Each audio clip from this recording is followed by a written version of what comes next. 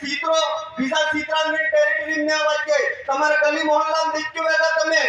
એક કૂતરું રે वो કૂતરું અને બેને બીજા કૂતરાને મેને મોહલ્લામાં ને આવાજ કે પાડો દીખ્યો વેગા ગામનો પાડો બીજા પગારવાળા પાડાને ગામની ને આવાજ આવે છે ને આવાજ કે हमारे बाप दादा हमारे से गमेती बनावता मुखिया बनावता અને મુખિયાને પૂછ્યા વગર પોલીસ વાળા કોઈ भी शासन प्रशासन कोई भी केस में जातो नहीं जातो ते अबार आदमी बहिरो लड़ाई ना खाकी वाला राते तो भी नहीं काका ने बाबत खबर नहीं रखी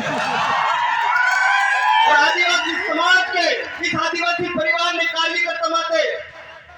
जो प्रशासन अत्याचार करी रही वो एक लाइन में बात खत्म करूं जाऊंगा अरे मारा भाइयों 200 साल अंग्रेजन राज चातुर्यो राजा रजवाड़ा राज चातुर्यो ने तमे चंद नेता में गुलामी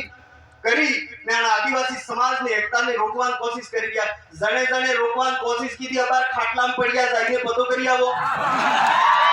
इतने मुमान ज्यादा बात नहीं कहते थे कि मारा भाइयों टाइम नो अभाव है